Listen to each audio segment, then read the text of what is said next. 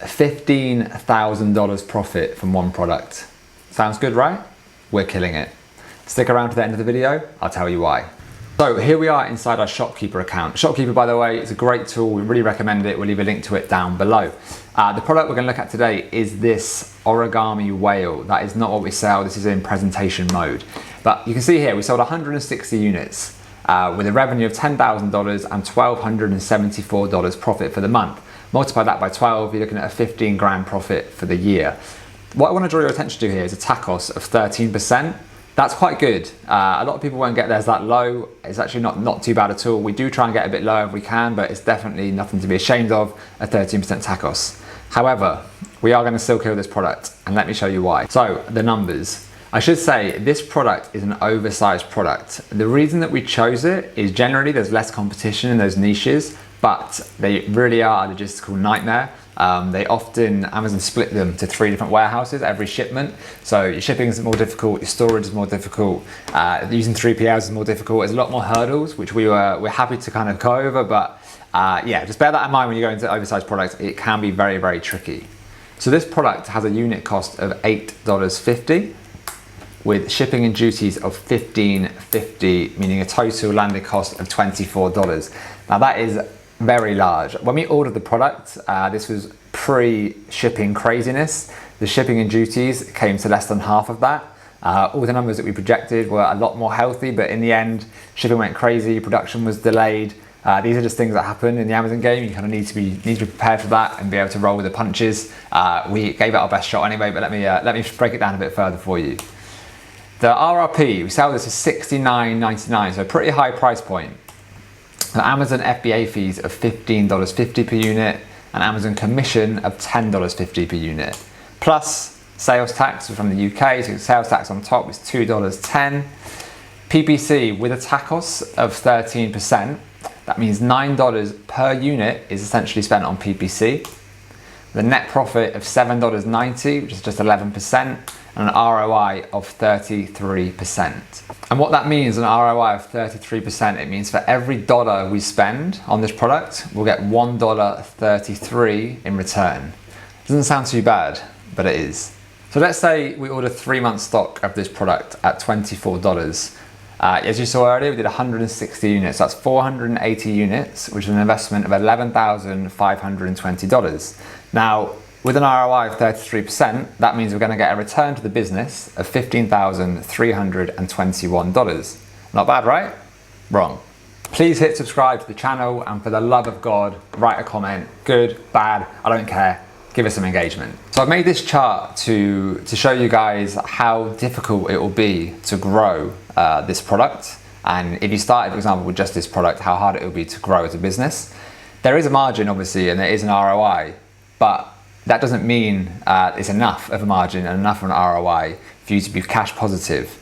What I mean by that is this. Now, you start at 20K, you make your first order, you forecasted you're gonna sell 160 units per month, which means you're gonna order 3 months of stock. That's because you've got 30 days production and 30 days shipping. At the moment, it's a bit more than that, but let's say for argument's sake, it is that smooth.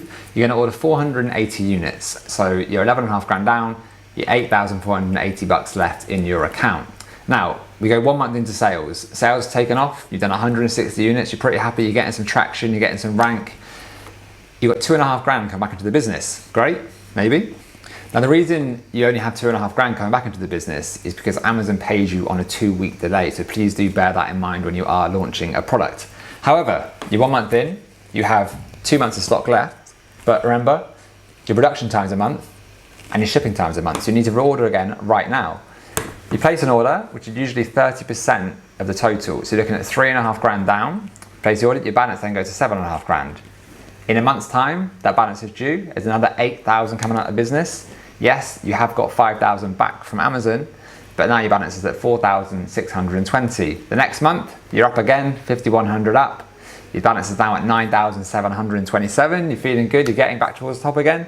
But 3.5 grand goes out again the next month. You're at 11,300. 8 grand the next month, you're down at 8,421. You're down again. And this plays out. And bear in mind at this point, you haven't launched any other products. You haven't allowed for any growth in the business. If your sales increase and take off even more, you need to make bigger orders. You need to keep finding this money from somewhere. These numbers are going to get lower and lower and lower.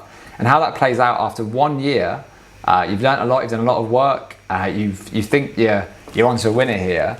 After 1 year, you start at 20K, and then you're ending with 18,980, which can be a bit confusing, right? You think you're making money, but really you're just keeping inventory going. It's a cash intensive business.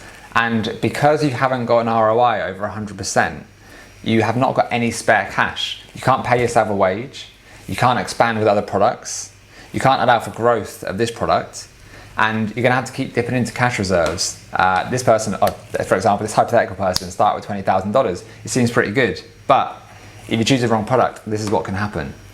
Now, what I don't want to do here is confuse you guys into thinking you're gonna lose money on this product. You are gonna make money. This is a positive margin, it's positive ROI, so you are going to walk away with money. If, for example, you decided January next year you had enough of this product, you're going to sell it out, you are going to walk away with a profit overall. However, you need to think, is the money better put to use somewhere else? So let me tell you why we're going to kill this product.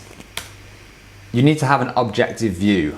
It's very easy to have an emotional bias towards a product when you've had a lot of sunk cost into the product. What I mean by that is the sunk time. We spent hours and hours researching this, sorting out all the logistics, writing the copy, planning the photographs. On top of that, the sunk cost of paying for a professional photographer, getting a video made, the logistical nightmare, like paying for that and thinking we've cracked it, then things go out your hands and the shipping goes crazy. These things happen and they're gonna happen in business, so you need to be ready for it.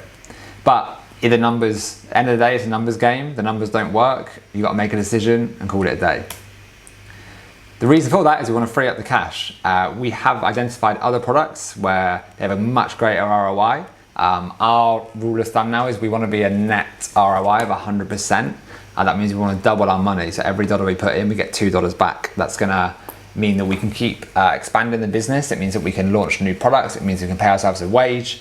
These things are really important, and these are projections that you really need to do if you're going to grow a business. Next, we don't have unlimited access to cash reserves. So as I mentioned previously, with this product, we can keep it going. We can try and ride the storm, and we keep dipping into our cash reserves and kind of borrowing from other products that are performing better. But at the end, you're gonna keep going down, down, down, and eventually you need to know when to pull the plug, when to make a call on something. You don't lose, you learn. Now, this is something that we try and keep in mind when things are going badly.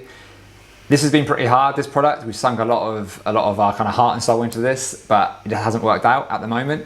But we've learned a lot. You've got to see the positives. We've learned how to deal with logistical problems, how to deal with factory problems, how to deal with supplier problems.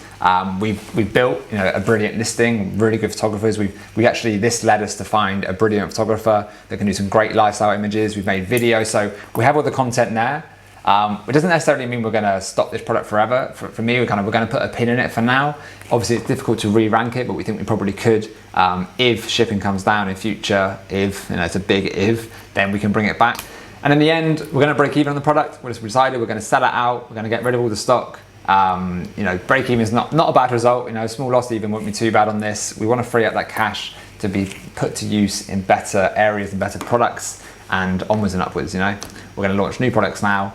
With much higher ROIs, much higher margins, and it was a lesson learned, but there you go. That's it for today, guys. I hope you enjoyed it. It's a real insight into an actual operating Amazon business. Be careful of these Amazon gurus on YouTube. They show you big revenue numbers. They don't really show you their profit. Hopefully you guys value it. If you do, please do leave a comment below and let us know what you'd like us to cover next. I will link to one of our other videos here. Give it a click. I hope that's the right side, and I'll catch you next time.